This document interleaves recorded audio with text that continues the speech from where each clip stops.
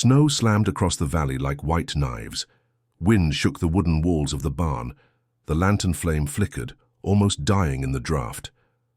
Clara Baines, the widow, pulled her coat tighter around her thin frame.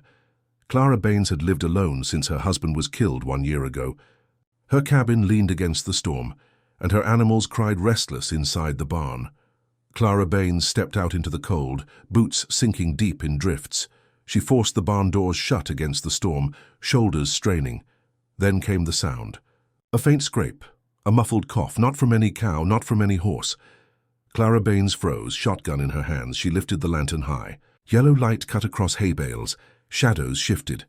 From the corner came weak breathing, shallow and broken. Clara Baines moved closer, each step heavy on the wooden floor. There in the straw lay a boy, his skin pale, lips blue. He wore torn deer, hide soaked and stiff with ice. His small body trembled, too weak to rise. He looked no older than 12. Clara Baines tightened her grip on the shotgun. Her voice broke the silence. "Out!" The boy did not move. He tried to push himself up but collapsed. His chest heaved, his breath rattling like dry leaves. The lantern showed his ribs through his skin. Clara Baines stood in the storm-swept barn. This was no thief. This was a starving child. Yet this was also an Apache boy, and the valley carried long memories of blood. The boy whispered something, but the words cracked into the wind. His head dropped back into the hay. Clara Baines lowered the shotgun. Her hand shook. She whispered again, softer this time. "Get up, boy, you'll freeze." Her voice carried mercy instead of threat. Clara Baines pulled a wool blanket from the stall. She bent, covering the boy's body. He flinched, but did not resist. His dark eyes looked at her through ice and fear. She broke bread from the shelf, bread saved for her own supper. She placed it in his shaking hands. He devoured it, crumbs falling into the hay. Clara Baines watched him eat, each bite cutting into her own chance of survival. The narrator recalled Clara Baines's loss. Her husband had fallen to raiders the year before, a wound that still bled in silence. Every neighbor said never to trust. Every rider warned of revenge. But in this barn, Clara Baines saw not an enemy but a child close to death. She pulled more hay, tucking it around him. His breathing steadied, though his face still burned with fever. She set the lantern nearby, light washing over him like fragile warmth. Snow blinded the valley outside. The storm raged on. Clara Baines believed no one would know what she had done, but Clara Baines did not know. Eyes were already watching from the ridge. The fire popped inside the cabin. The storm howled outside, pushing snow against the shuttered windows. Steam rose from the pot of soup, thin but hot, filling the small room. Clara Baines, the widow, set a wooden bowl in front of the Apache boy. Clara Baines watched as he grabbed it with shaking hands. He ate fast, swallowing like someone starved for many days. Clara Baines sat across from him, her eyes steady, her shotgun still near the door. Her voice cut into the silence. "Who are you?" The boy's spoon stopped halfway. He lowered his eyes to the table. His lips moved and a whisper escaped. "Nakai." The narrator repeated the name. Nakai. The word carried weight, soft but dangerous, like a spark in dry grass. As Nakai shifted, Clara Baines noticed a string around his neck. From his shirt slipped a beaded necklace. The beads glowed in firelight, red, white, and blue stones woven in a pattern. Clara Baines froze.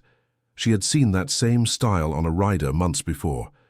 Proof tokens like this marked family ties in. Apache clans. Clara Baines leaned closer. "Where did you get that?" Nakai clutched the beads with both hands. His eyes darted to the door, then back to Clara Baines. His voice trembled. "They are looking for me. Men. Warriors. They will not." "Stop!" Clara Baines frowned, the words striking hard. She was no longer hiding a child. She was hiding the very cause of a coming storm. The narrator pressed the thought. Nakai was not only a boy. Nakai was a message. His necklace proved bloodlines, and bloodlines pulled whole armies across valleys. Nakai's voice cracked again. "Please, do not send me out. The snow will kill me. The men will kill you." Clara Baines, sat stiff in her chair. Above the hearth hung her husband's rifle, the last thing she had kept of him. The narrator recalled the rifle as proof of her past life, her only shield since the day raiders cut her husband down. Clara Baines stared at it, then back at the boy. Wind rattled the shutters. The fire hissed. Clara Baines said nothing. But she pulled another blanket from the chair and spread it across Nakai's shoulders. The narrator cut sharp. By lifting that blanket, Clara Baines took the boy's burden as her own. By saving Nakai, Clara Baines had placed herself in the center of a war. The storm roared on, shaking the shutters. Smoke from the fire curled against the low ceiling of the cabin. The soup pot hissed, its smell drifting into the frozen night. Clara Baines, the widow, checked on Nakai. The boy slept under heavy blankets in the corner of the barn. The beaded necklace, the proof token, lay tight against his chest. Clara Baines tucked it deeper under the blanket. She whispered, "Stay quiet." Then came the sound, a heavy knock on the front door of the cabin. Sharp, demanding. Clara Baines stiffened. She set the rifle by her chair and moved to the door. Her hand trembled on the latch. Another knock struck, louder. She pulled it open. A tall man stood in the snow, coat dusted white. His voice was rough. "Evening, widow." The narrator named him, Elias Harper, rancher, neighbor, and watcher of the valley. Clara Baines forced a thin smile. "Elias, what brings you in this storm?" Elias Harper stamped snow from his boots, stepping inside without waiting. He scanned the fire, the smoke, and the table. "Saw smoke from your chimney. In this storm, that carries far."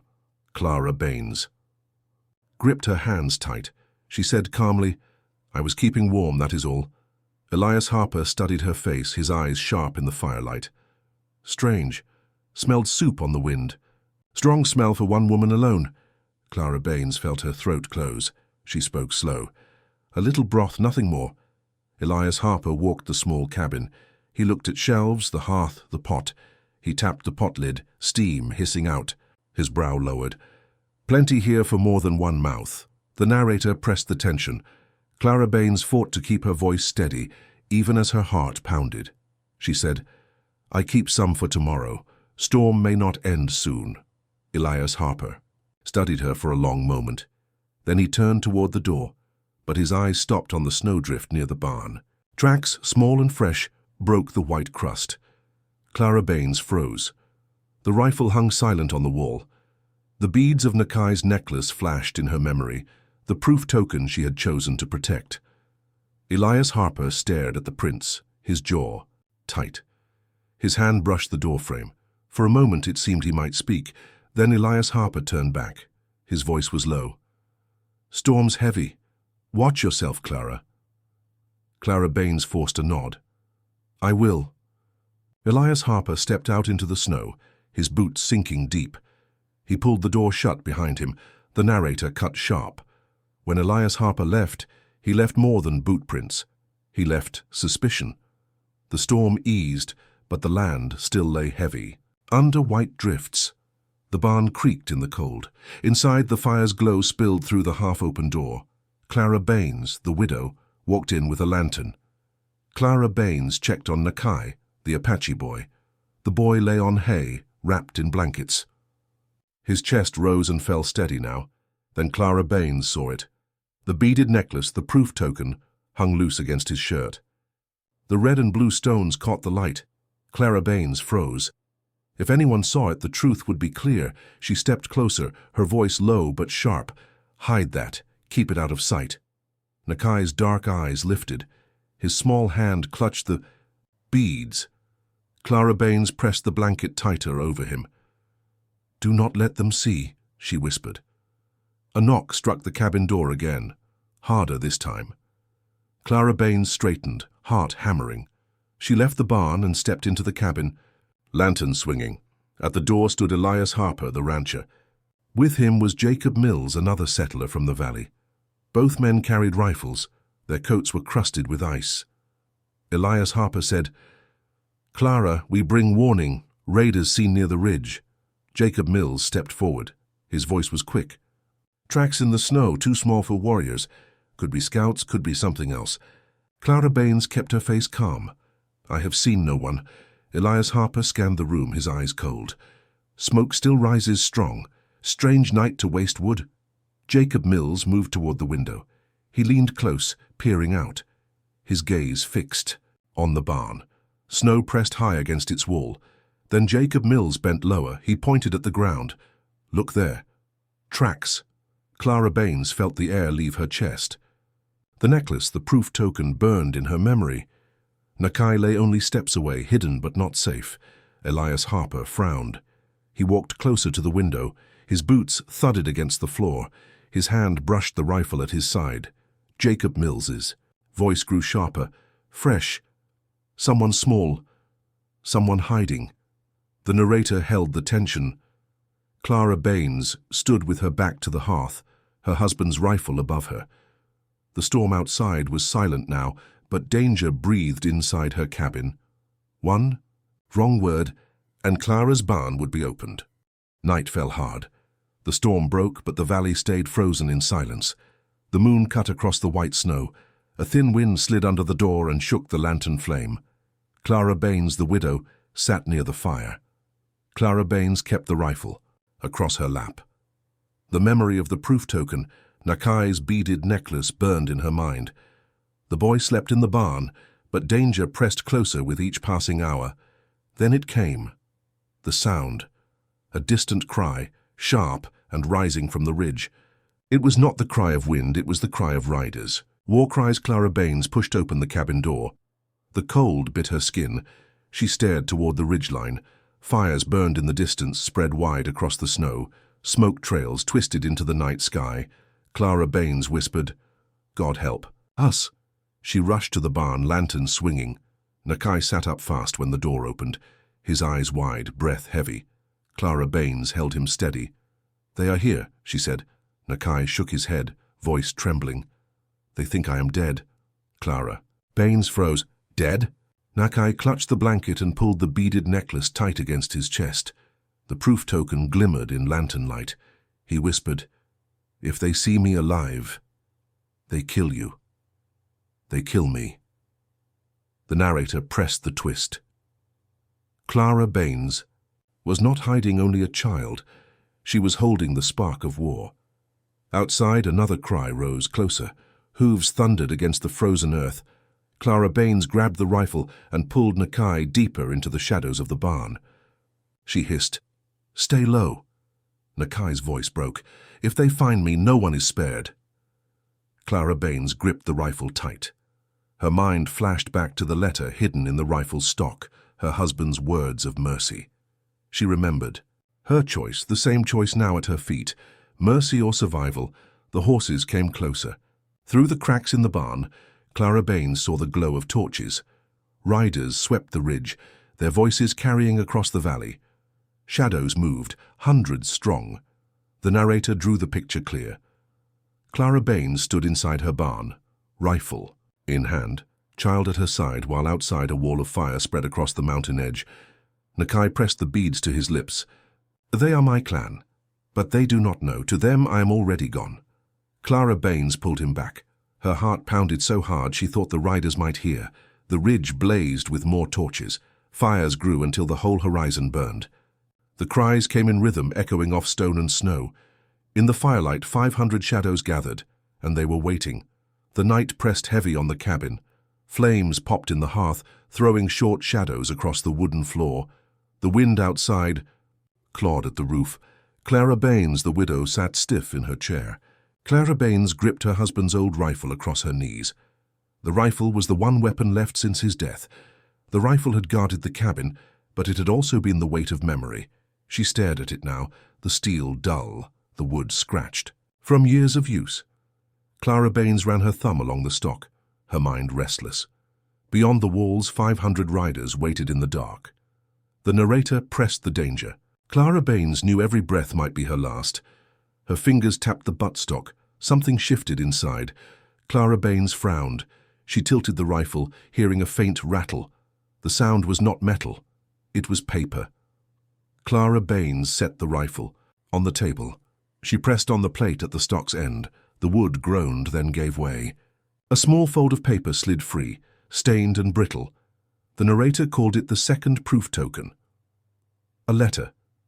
Clara Baines unfolded it with shaking hands. The writing was faded but clear. She knew the hand. Her husband's. The words cut sharp, in the dim firelight.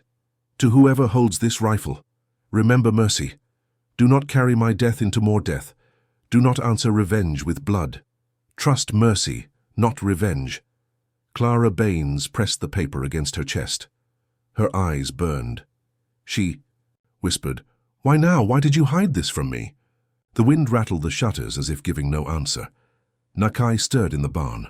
Clara Baines walked to him, holding the letter tight. She watched the boy sleep under hay and blankets, the beaded necklace pressed in his hand. The first proof. Token lay close, the second proof token now in her grasp. She whispered over him, "Your clan waits, my neighbors wait, and I stand between both." The narrator pressed the twist. Clara Baines had thought the rifle was her husband's only gift. Instead, his words had returned when she needed them most. The voice of mercy reached across death itself, but mercy was not simple. Mercy could mean death for Clara Baines. She stepped back into the cabin, staring at the letter again. She remembered her husband's face the day he fell. She remembered the shouts, the riders, the blood. Clara Baines clenched her jaw. The fire cracked. The rifle leaned against the chair. The letter rested open on the table. Clara Baines asked herself, what is stronger, revenge or mercy? The narrator placed the question to the watcher too. Would you trust mercy when war pressed against your door, or would you raise the rifle and let blood call for blood? Clara Baines stood between the two choices, the rifle, the letter. Two paths cut across the snow. Her hand hovered over the gun. Then she pulled the letter close instead. The words burned inside her. Trust mercy, not revenge. But outside the riders howled. Torches lit the ridge in waves. Hooves beat the frozen. Hearth. Clara Baines pressed the letter to her chest. The storm outside roared, but the storm inside her chest was louder still. The storm outside was nothing compared to the storm inside her chest. The first pale light touched the valley. Snow glittered under the ridge where fires still burned. The night had not ended in peace. It had ended in waiting. Clara Baines, the widow, stood inside the cabin with the rifle in her hands. The proof token, her husband's letter, lay folded in her pocket. The beaded necklace, the first proof token, was still in Nakai's grip. Clara Baines felt both weights pressing on her chest. Then came the noise. Hooves, voices, boots striking hard against the frozen ground. Clara Baines looked through the window. Elias Harper, the rancher, approached with 3 townsmen. Their faces were hard. Their rifles glinted in dawn's light. The door burst open. Elias Harper stepped inside without waiting. His voice rang. "She hides one of them." Clara Baines stood still, her eyes cold. "You bring men into my home without asking?" Elias Harper pointed toward the barn. "We saw the tracks, we smelled the food. You feed more than yourself, Clara. You hide one of them." Jacob Mills, the settler, moved toward the barn. His boots cracked across the ice. The other men followed. Clara Baines shouted, "Stop!" but the men pushed on. The barn doors creaked open. Lantern light spilled across hay. Nakai crouched low, pressed under blankets. His hand gripped the beaded necklace, the proof token, so tight that blood drained from his fingers. Jacob Mills lifted the lantern higher. His eyes narrowed. He stepped closer to the hay. The narrator pressed the twist. Nakai was one breath away from discovery. Clara Baines raised the rifle. She stormed into the barn, her voice cutting through the cold. "Out!" The men froze. "Elias." Harper turned, shock flashing in his eyes. "You would point that at your own?" Clara Baines's hands shook, but her voice stayed strong. "I said out." The rifle's steel gleamed in the dim light. Her husband's words echoed in her chest. Trust. Mercy, not revenge.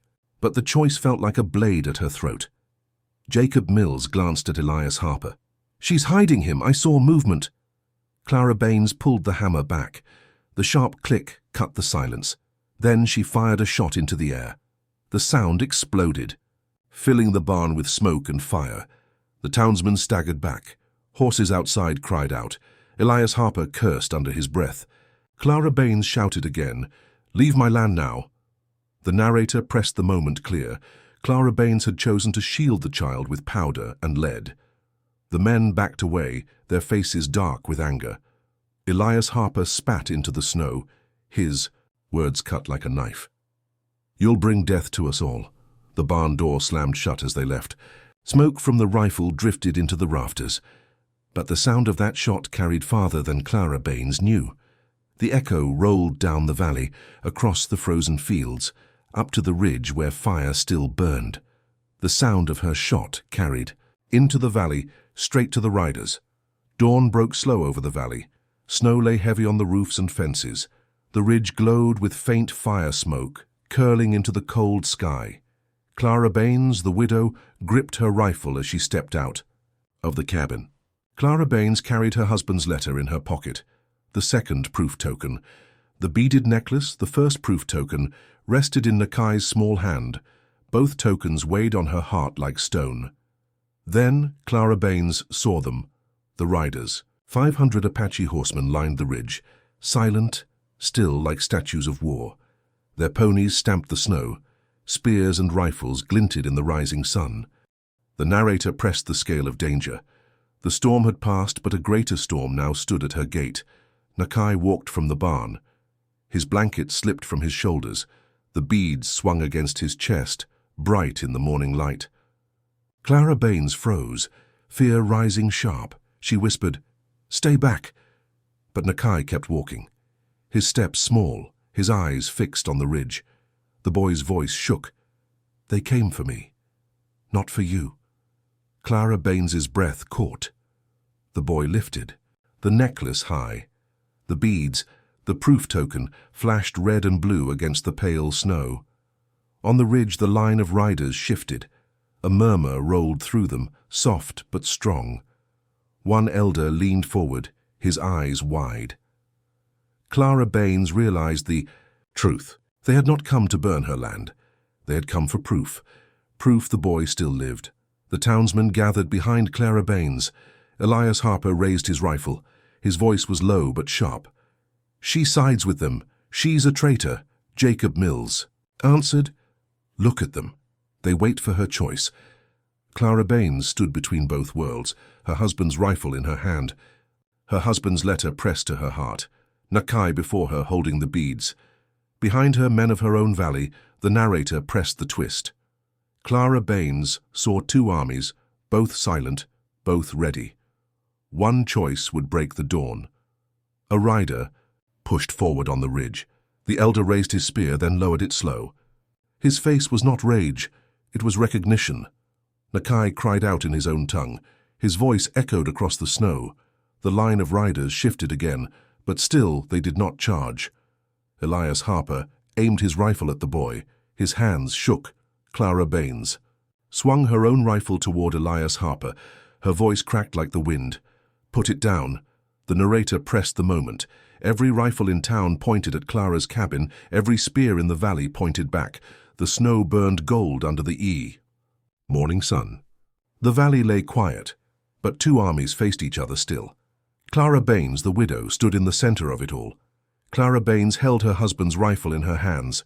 The letter, the second proof token, pressed close against her heart. The boy Nakai clutched the beaded necklace, the first proof token, his breath shaking in the frozen air. The Apache riders sat silent, 500 strong. The townsmen stood behind Clara Baines, rifles ready, faces pale with fear. The weight of one. Joyce pressed heavy on her shoulders. Then Nakai moved. The boy stepped forward, snow crunching under bare feet. He lifted the necklace high. His voice cracked as he spoke in his own tongue. His words carried across the valley. The elder rider pushed his horse ahead. His long braids swung, his face carved with age and fire. He looked at Nakai. He looked at the necklace. The beads glimmered red and blue, bright as blood against snow. The narrator pressed the moment. This was no trinket. This was proof of blood ties, proof of life. The elder dismounted, slow, heavy, every step sinking deep in frost. He reached out. Nakai placed the beads in his hands. The elder held them high for all riders to see. Silence broke into murmurs. Horses stamped the ground, but no war cry came. The elder bowed his head toward the boy. Then he turned his gaze on Clara Baines. Clara Baines gripped the rifle tighter. Her heart thundered. But the elder did not raise his weapon. Instead, the elder lowered his eyes. A bow, silent, measured. The Apache riders wheeled their horses. One by one they pulled back. Torches dimmed against the snow. The line on the ridge broke apart and moved into the distance. 500 shadows turned away. Behind Clara Baines, Elias Harper cursed. "You've brought danger to us all." Jacob Mills spat in the snow. "This isn't over." Clara Baines said nothing. She lowered the rifle. She looked at the letter once more. Trust mercy, not revenge. The words of her husband echoed inside her chest. The narrator cut sharp. Clara Baines's mercy had saved one life, but had it doomed her among her own? Would you have chosen the rifle or the letter? Tell me in the comments, did Clara Baines choose right?